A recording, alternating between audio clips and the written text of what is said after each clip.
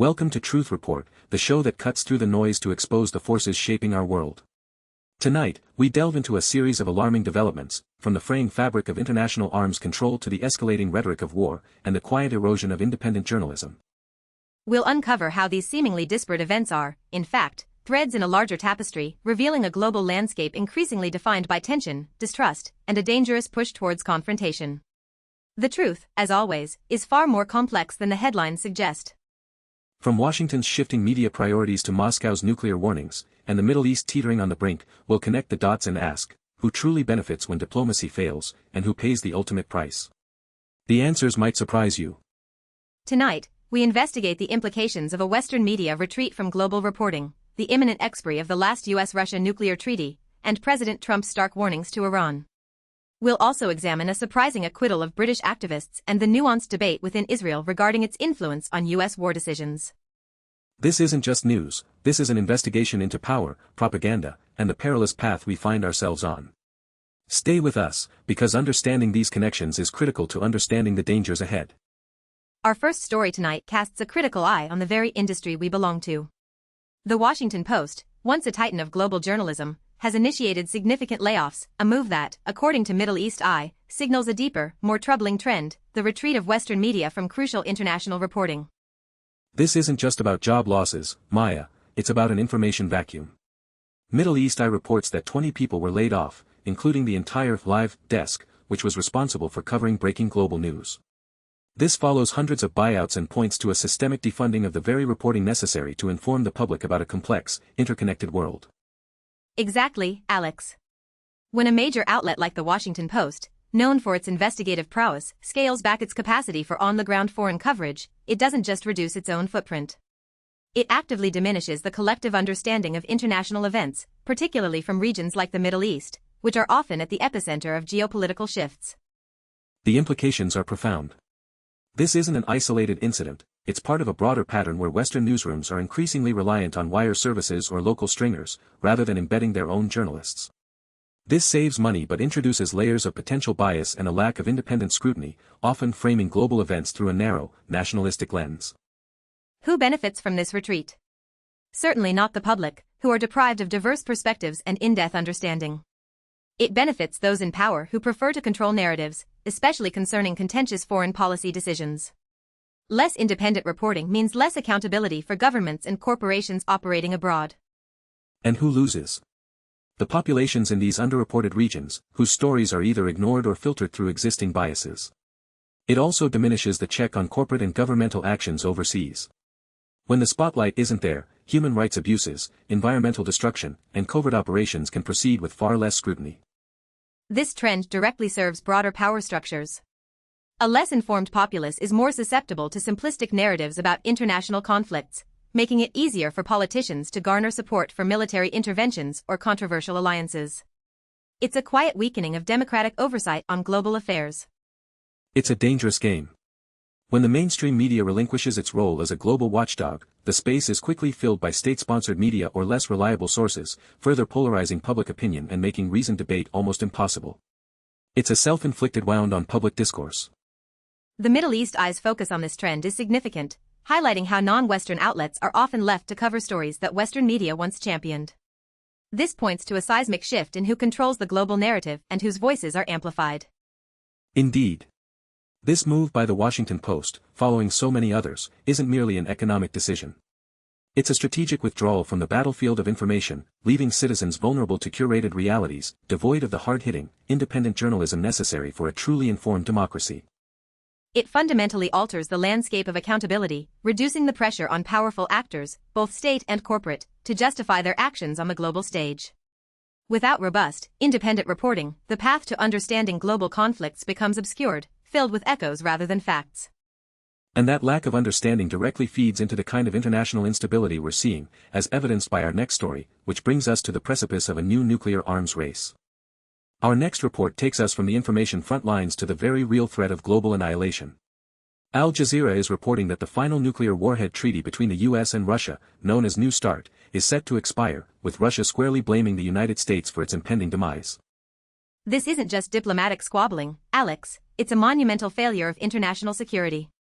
signed in 2010 by Presidents Obama and Medvedev, the New START Treaty has been the last remaining agreement limiting deployed strategic nuclear warheads and launchers for the world's two largest nuclear powers. Its expiration leaves us in uncharted territory. Al Jazeera's reporting underscores the gravity of the situation, citing experts who warn that this vacuum could spark a fresh nuclear arms race.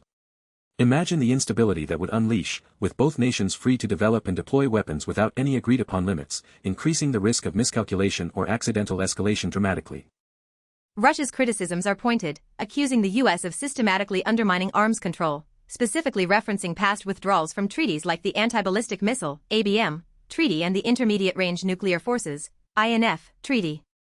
From Moscow's perspective, this creates a pattern of U.S. unilateralism that makes new agreements impossible. While the U.S. has previously accused Russia of non-compliance, the underlying issue is a profound breakdown of trust and communication. Who benefits from this erosion of arms control?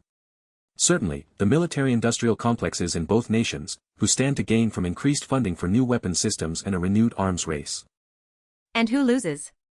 Quite simply, everyone. The risk of nuclear conflict, whether by design or accident, skyrockets. Global stability is severely compromised, diverting resources from pressing humanitarian and environmental crises to an existential threat. It's an act of collective geopolitical negligence.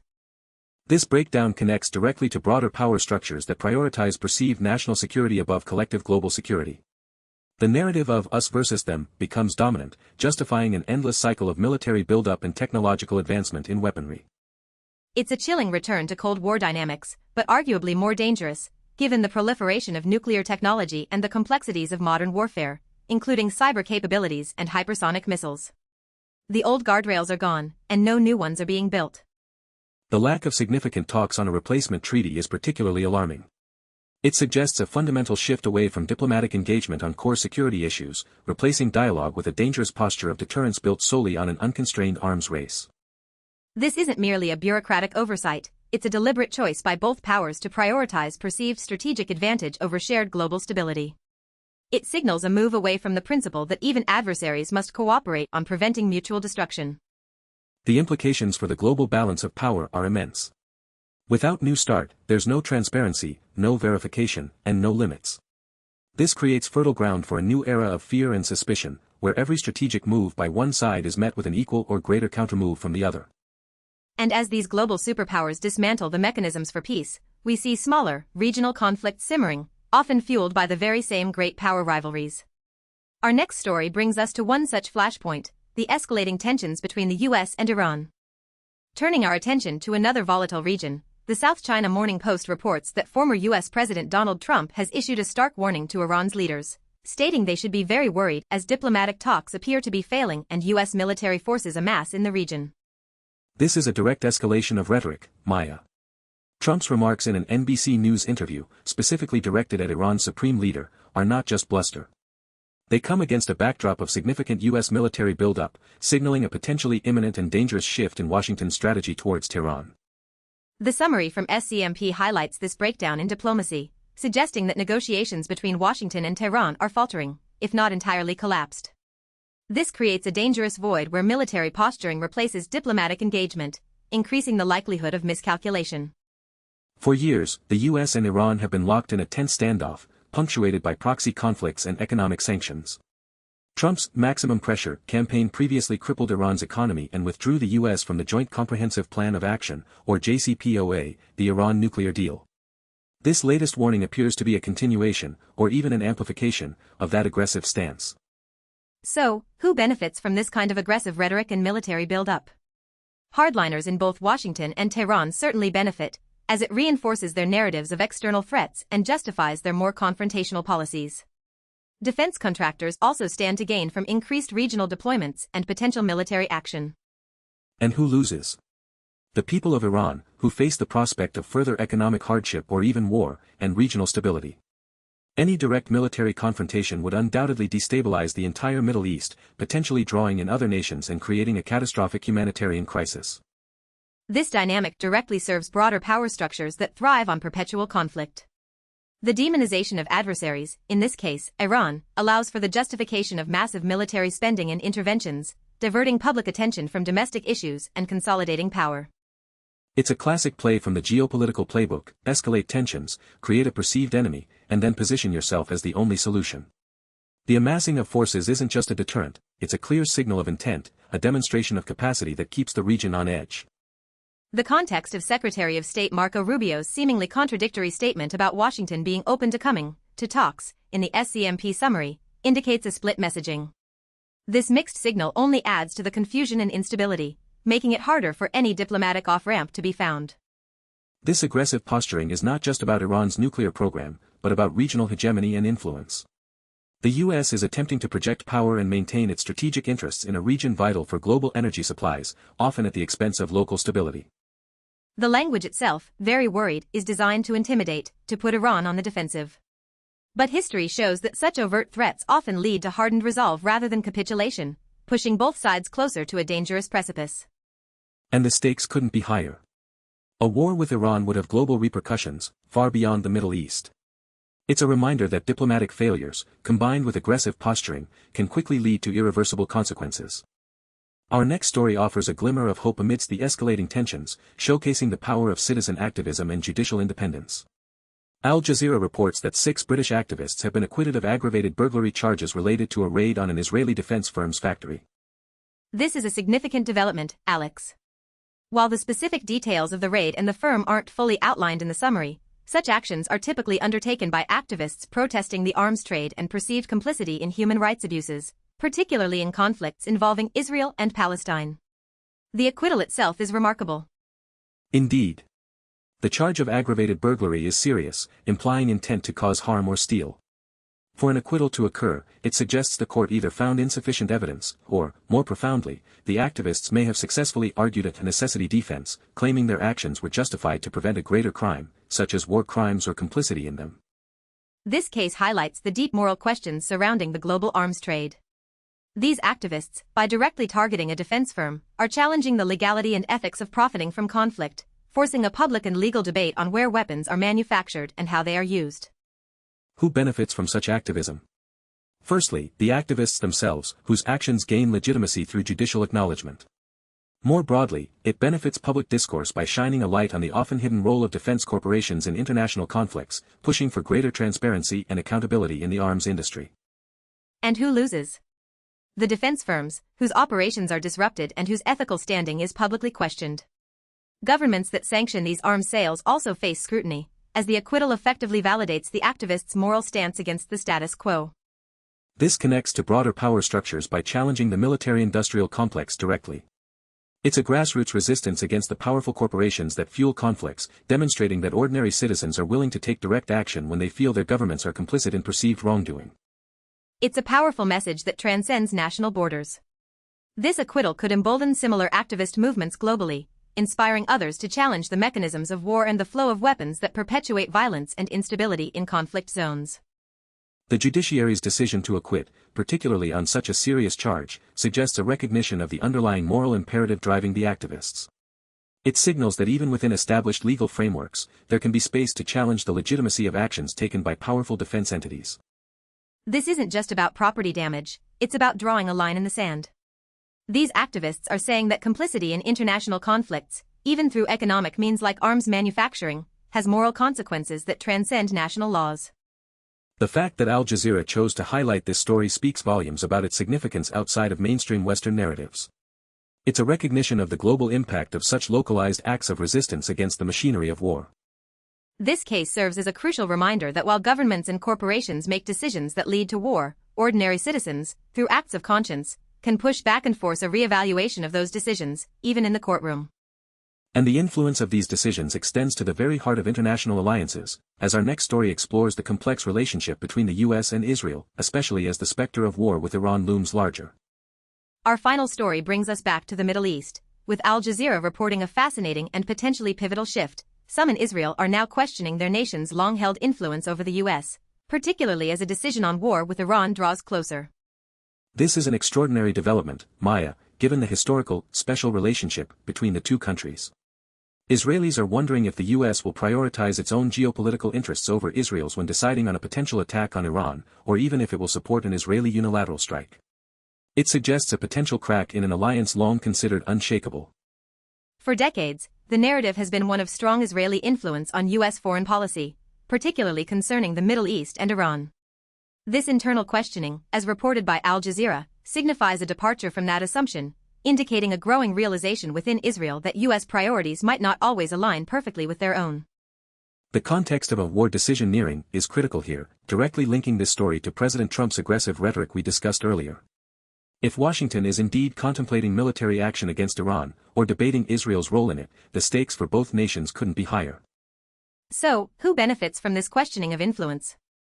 Potentially, the U.S., if it chooses to assert a more independent foreign policy in the Middle East, free from the perceived constraints of its traditional alliance.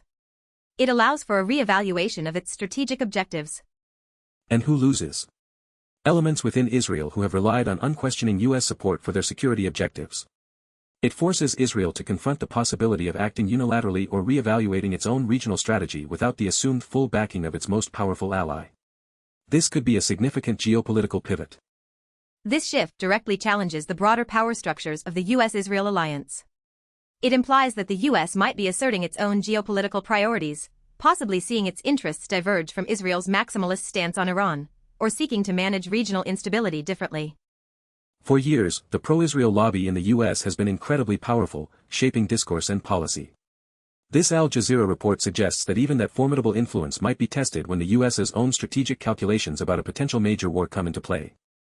The internal Israeli debate indicates a recognition of the immense cost and unpredictability of a war with Iran, and perhaps a fear that the U.S. might not be willing to bear those costs purely for Israeli security interests, especially if it complicates broader U.S. objectives in the region or globally. This questioning implies that the U.S., facing a complex global landscape with declining arms control and rising tensions, might view an open-ended commitment to a potential war with Iran as too costly, both financially and geopolitically, for its own strategic interests. It's a fascinating inversion of the traditional narrative. Instead of Israel guiding U.S. policy, there's a recognition that the U.S. might be charting its own course, forcing Israel to adapt to a potentially less predictable and less compliant superpower. And this reassessment of influence could fundamentally alter the dynamics of the Middle East, perhaps opening avenues for different regional alignments or, conversely, pushing Israel towards more unilateral and potentially riskier actions. What we've uncovered tonight paints a stark picture of a world in profound flux, a volatile landscape where the old rules are crumbling and new, dangerous realities are taking shape. Indeed, Alex. From the decline of independent global reporting, as evidenced by the Washington Post layoffs, to the unraveling of nuclear arms treaties between the U.S. and Russia, we see a systematic dismantling of the guardrails that once stabilized international relations. This information vacuum, created by a retreating Western media, makes it easier for aggressive rhetoric, like Trump's warnings to Iran, to go unchallenged, fostering an environment ripe for miscalculation and escalation. The public is less informed, and therefore, less equipped to critically assess the march towards conflict. And as diplomacy fails, and nuclear treaties expire, the world edges closer to the precipice of war, whether through unconstrained arms races or direct military confrontation in the Middle East. The questioning within Israel about its influence over the U.S. further underscores the instability of traditional alliances in this new era. This isn't just about individual stories, it's about a pattern. A pattern of powerful nations prioritizing nationalistic interests and military might over diplomacy and shared security. It's about a world where the military-industrial complex continues to thrive, even as the risk of global conflict intensifies. But even amidst this bleak outlook, there's a flicker of defiance. The acquittal of British activists who targeted an Israeli defense firm reminds us that civil society still pushes back against the machinery of war, challenging complicity and demanding accountability where governments and corporations often fail.